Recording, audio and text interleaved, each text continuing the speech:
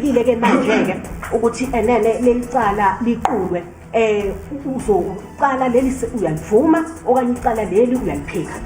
Hayi ngilenzanga.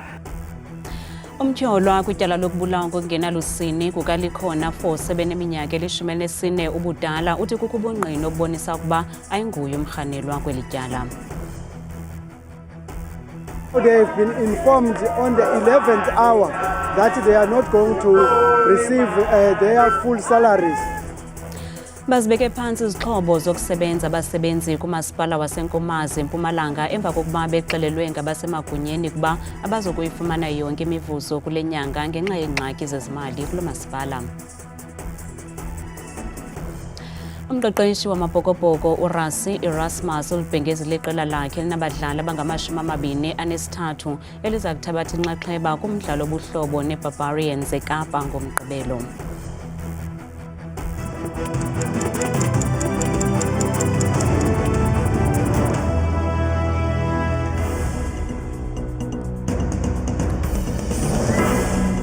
Sinamkele kwindaba zethu andambe ndodwa andamba nophumza sikhumba noyitoliki yolwimi lwezandla Botani Mzontsondo. Umtyholwa kwityala lokubulawa ngokungenalusini kukaLikhona Fose beneminyaka eli-14 ubudala uthi kukho ubungqina obubonisa ukuba ayinguye umrhanelwa kweli tyala. Umduduzi Mnisi ona-39 wabanjwa ebutsheni benyanga emva kokubhaqwa komzimba kaLikhona utyhuthulwe amalungu kwithafa elikufuphi nekhaya lakhe eDurban Deep eRoodeport. Uzikhabe ngawo omane izityholwa bekwazona umduduzi Mnisi ongumrhanelwa kwityala lokubulawa kukaLikhona Fose. OkaMnisi uvakalise oku ngethuba esenza isicelo sebheyili namhlanje enkundleni kaMantyi eRoodeport, nalapho athe kukho ividiyo ebonisa indawo yokugqibela umfi awayekuyo ngaphambi kokufunyanwa komzimba wakhe otyhuthulwe amalungu. Mase sekufikile ke manje-ke ukuthi enene lelicala liqulwe uzoqala leli uyalivuma okanye icala leli uyaliphika? Hayi ngilenzanga. Before ngizoboshwa ngeke ngahamba ngaze ngithola ubufakazi khona lapha elokishini. Shuthi kunobaba okhona one video footage obaba ubona umufi nabangani bakhe. Uhlabele Mgama esithi akazange adibane nomfi ngaphambili akamazi, ukwathe ipolisa eliphanda elityala alizange lixoxe naye ngokubandakanyeka kwakhe, koko weva ngabahlali ukuba ungumrhanelwa. Umufi waleli cala umazi? Angimazi nokumazi, angakaze ngambona umazi njengoba sebathi uhlelile. Umphenyi ayikho into ayikhulumile nami. Mina ukuthi ngazi ngale ndaba le ngazi Lo kaMnisi uphinde wavakalisa ukuba yena wayengekho nokubakho ngosuku lokubulawa kukaLikhona njengoko wayendwendwele umhlobo wakhe eDaveyton. Ityala liza kuthabathisa kwakhona ngomso. Kufunyanwa umzimba namhlanje eMthatha eMpuma Koloni nanjengoko lisaqhuba iphulo lokukhangela amalungu adukayo entsapho kule dolophu. Kungoku nje bangaphaya kwekhulu abantu ababhubhe kwintlekele yezikhukhula kweli phondo. Bezohlangulo bathi kungafumaneka eminye imizimba. Balucwabevu ngomsindo abahlali baseNewcastle KwaZulu-Natal emva kokuba inkampani yezimbiwa iKhwezi ifike yasebenza kumhlaba wabo ngaphandle kwemvume. Abahlali baye bangungelana kulo mhlaba usetyenziswa yile nkampani ngelinyanzelisa ukuba iphume iphele kuwo. Abanini mhlaba eNewcastle KwaZulu-Natal batyhola inkampani yezimbiwa iKhwezi ngokusebenzisa umhlaba wabo ngaphandle kwemvume yabo, kwaye bathi bazive nyashiwe amalungelo abo ngelinyathelo lale nkampani. We feel really disrespected that the mining company Khwezi came, they approached Mom, they gave her a one-pager, they saying it's a notification that they're going to do exploration, and that was it. The next day they come with machinery and they start drilling, and obviously the community was concerned and they came around asking what is happening. And at that, then the community, in a way, asked them to leave.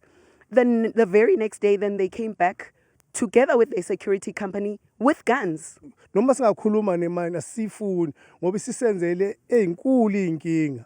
njengamanje ikhona ngapha enzansi nje mangwaya lapha enzansi la yadi khona la ka operator khona amanzi akhona wonke abovu weyingoma ziwaphuzi thina ke nje uma singabantu sineyinkomo esikwazi ukuthi siphile ngazo nje uma sila emakhaya so manje inkomo zethu zophila ngani emakunje simoshelwa imayini and mayimosha imayini ayilungisi lutho vele ihambe nje.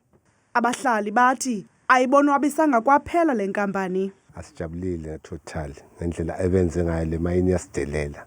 Ngeke emzini wakho wakhile qhamuka umuntu azoxhuma umkhukhu ebalini lakho ngaphandle kokunothisa.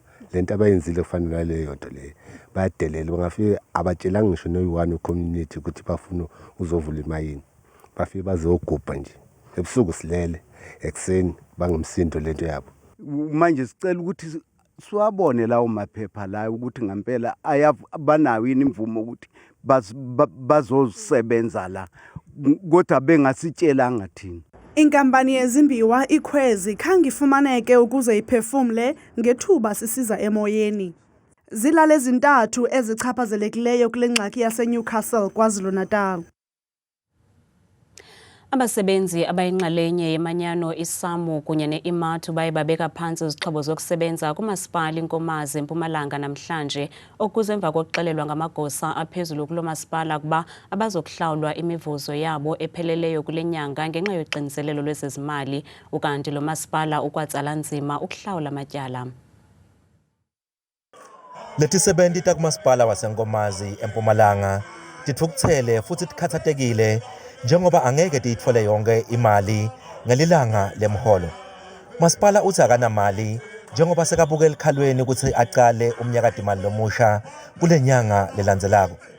Kodwa ke baholi betinyonyane letimele tisebenzi bashaya ngendvukuphasi bathi masipala kufuna abhadale yonke imali. They have been informed on the 11th hour that they are not going to receive their full salaries. Hence, they are saying and stating it categorically clear to say that they are not going to receive to agree on something lesser than what they deserve. We want to say to the employer, he must pay the workers what they deserve because they've already worked. There's no way he can call us today to tell us that tomorrow workers are not going to get their salaries. We will not agree to that. Kungmanje masipala uthi angeke akhone kuhlangabetana naletidzingo tetisebenzi. We can only be in a position to pay the basic salary that is stipulated in our own contracts, and the employer also emphasized that come the next financial year will be in a position to pay all the outstanding amount. Kusenjalo inyonyana ikhosathu ithi kumele kusukunyiswe liphenyo lelitawusita kutholakale ukuthi ngabe kude ingohlakalo na kulo masipala. We are also saying that if maybe that those people who are responsible for the laundering or the stealing of money, those people must be arrested, and the municipality must have a way of recovering those finances. Tisebenzi tifonge tagomela ukuthi titawuchubeka nalombhikisho kuti made kuhlangabetwe timfono tato. Etindzabeni tethu ku Channel 163 lotilethelwa iNewsroom Africa ngingumweli Masilela eNkomazi eMpumalanga.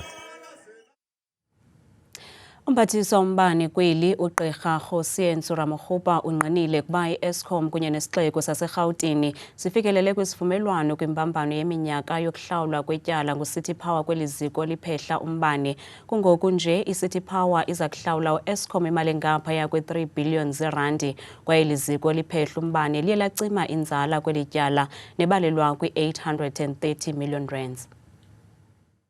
iCity Power iza kuhlawula intywenka yemali ethe kratya ngaphaya kwe3 billion yerandi kwityala layo nelityala iEskom kwiminyaka emine. City Power, I want to emphasize, and City of Johannesburg have done everything possible to maintain paying the current account. Despite all these difficulties, of course, there will be challenges from one month to the other, but the issue, the one in dispute, they remained in dispute until we resolve this matter. So 3.2 billion rand paid over a period of 4 years. And then we've been able to write off that 830 million And that comes as a result of, first, they don't have to pay an interest on what that which is being owed.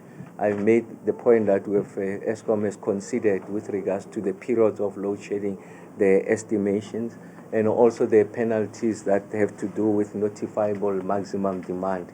So all of those have been removed. As we remove them, they total to 830 million rands. So that 3.2 billion is less than 830 million rands, and that's a concession that the Eskom has made. Osodolophu waseGauteng uDada Morero usamkele esi sivumelwano ngelithi siza kunika isixeko isiqabu ngokuphathelene nezezimali.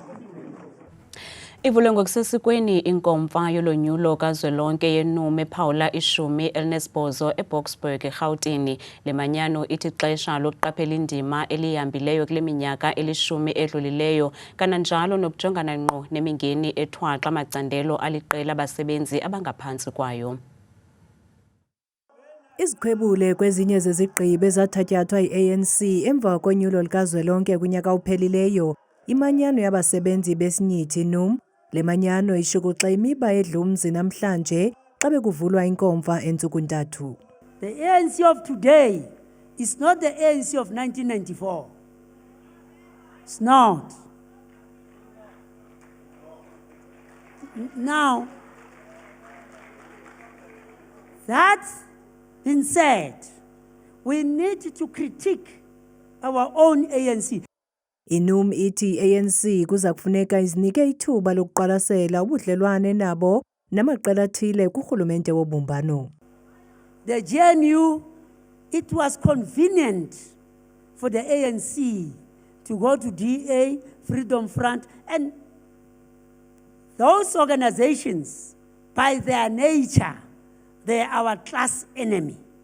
Kambe unobhala jikelele we-ANC uFikile Mbalula nguye umthunywa uzimasele enkomfa nalapho enze amazwi enkxaso. A tactical intervention is never permanent, and it can be elevated to the status of a strategy. It's tactical. GNU will come and pass. For us to get out of GNU is how we perform as a party. Leave arrogance and everything out of the window. Recognize the fact that we are in a precarious position. Ngelixa isigqibo se-SACP sokuzimela geqe kulonyulo ibe yenye yezinto ekuxoxwe ngazo ngelithi oko kunganefuthe libi. We believe that any talk of standalone will not strengthen, will weaken. The alliance will weaken the ANC. And that is why we are in discussions about that matter, but we are engaging with the SACP. Enye yezinto kuza kuncokolwa ngazo ngabathunywa bale nkomfa kukuqwalasela ubunkokheli bemanyano kwanesikhundla sobongameli esiza kukhuphisana nezinye izikhundla. Liqejwe elingophiyo icandelo lomculo kweli emva kokusweleka ngesaquphe kweqala lomculo womnqunqo uFezile Feya Faku. uBrafeya nanjengoko besaziwa ngabaninzi ushiya ngasemva umqela ongenakuze ulibaleke kumculo womnqunqo, nanjengoko ingomnyo abantu abathe banefuthe elimandla koogxa bakhe nakulutsha olusafuna ukuzenzela igama emculweni. Lenzalelwane yaseGqeberha isweleke izolo ngethuba ikutyelelo lwayo lomculo kwelaseSwitzerland ineminyaka engama-63 ubudala kwaye awukazi unobangela wokusweleka kwayo. Impilo kuyo lendlela kuyo lendlela endihamba. Isindiwe lonqanawa de yazika emva kwezanzwili zobomi zeminyaka engama-63. uBrafeya njengoko ebesaziwa yinzalelwane yaseNew Brighton eGqeberha eMpuma Koloni. Ewe kaloku iNew Brighton kulapho baphekwa khona bonke oompondo zihlanjiwe kumculo womnqunqo. uFeya Faku waqala ukudlala ixilongo elaziwa ngetrumpet engafumananga qeqesho lungako.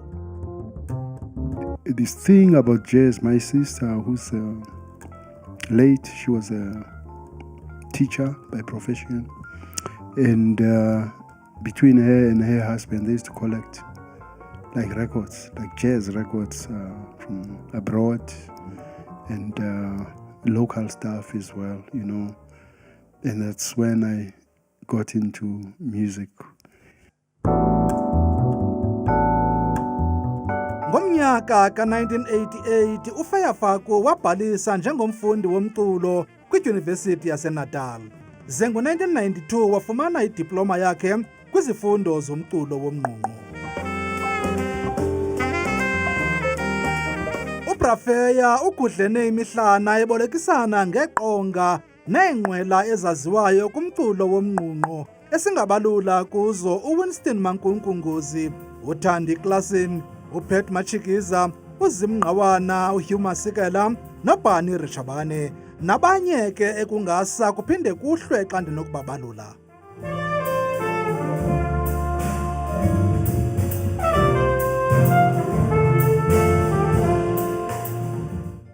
Ukanti oogxa bakhe kwicandelo lomculo kwakunye nesebe lezobugcisa nenkcubeko kwiphondo Empuma Koloni bathi uFeyafaku ibiyidayimane yesizwe ekwanguye nonozakuzaku womculo womnqunqu weli. Ngokwengxelo uFeyafaku ulele akavuka ngethuba ebekutyelelo lwakhe lomculo kwelaseSwitzerland izolo.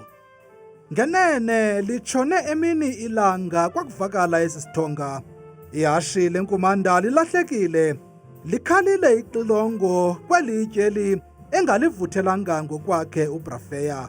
Sakudibana engqungqutheleni Thole leduna, hamba uyokuphumla gqirha Ncibane noJaholo Qhanqolo.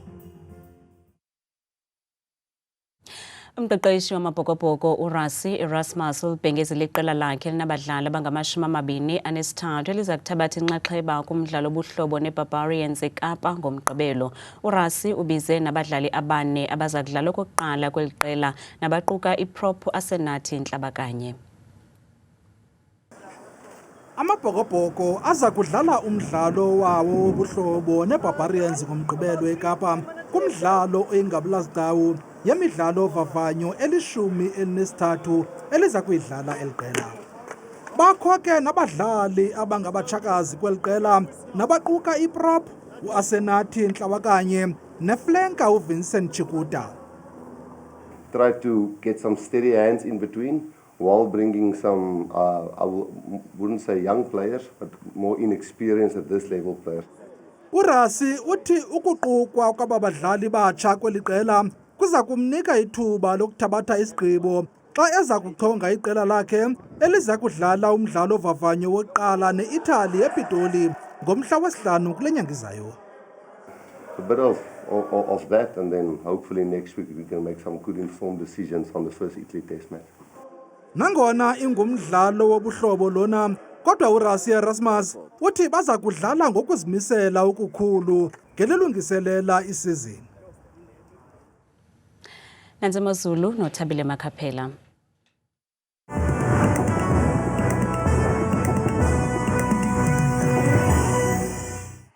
Kakhulu ke mamqwathi noNcuthu kwidesika yendaba ndiyakubulisa nawe kaloku umbukeli wam apha ekhaya ndikwamkele deskeni yeMuslim nake bethuna igama lam ndikuthabile phofu ke ndiyintswakazi yabathembu mvanje nantsi bethuna iMuslim asiphalweni kaloku ngawo ke lo mfanekiso wam wokuqala ogxinisa ngamandla kwiziganeko zamvanje kuMzantsi Afrika uphawula mbukela apha ekhaya noko imeko ibaxongo ngenxa yokuxhaphaka kakhulu kwezulu elisibekele mpela ngamandla kumbindi apha eMzantsi Afrika koDR ekuseni khona inkwankca neendudumo phaa xa bevuka ngomsekuseni ngesesithandathu baqhubeka emva kwedinala yangomso beyivala kamnandi lami nokuxaka ekusibekele kakhulu ko-21 degrees kanti ke bethuna ngokubanzi kaloku amaqondo wakho kaphansi naphezulu sivule kaloku phaya ephondweni laseMpuma Koloni ngamandla futhi kwintshona yalo koBurgersdorp la meko isemaxongo phaya iyavakala la nkwankca kakhulu phaya kaloku koBurgersdorp eKaladokhwe futhi ngo-4 degrees naphaya eMthatha kusabanda ekuseni bevuswa ngo-5 degrees kanti ke baphila kanje phaya ephondweni laseFreystata kumbindi ke kaloku apha eMzantsi Afrika ngamandla futhi kwincam yalo Bloemfontein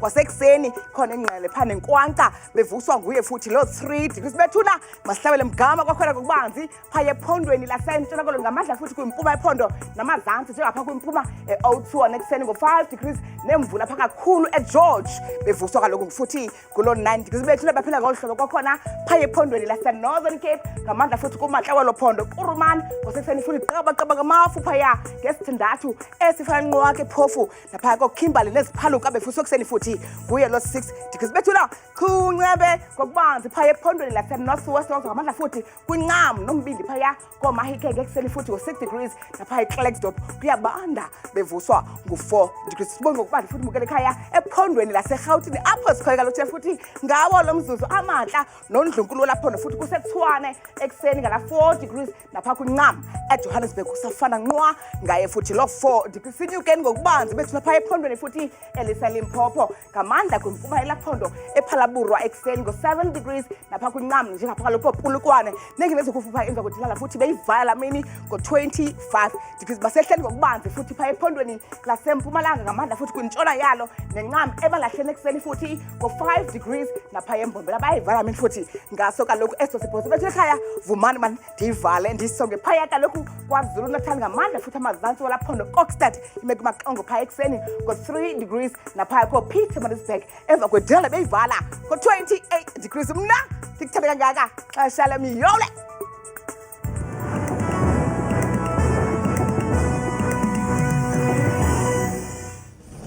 Kanti sineshiya nomculo walenzalelwane yaseGqeberha eNew Brighton nethe yasishiya singalindelanga utata uFeya Faku kaMatima wethu.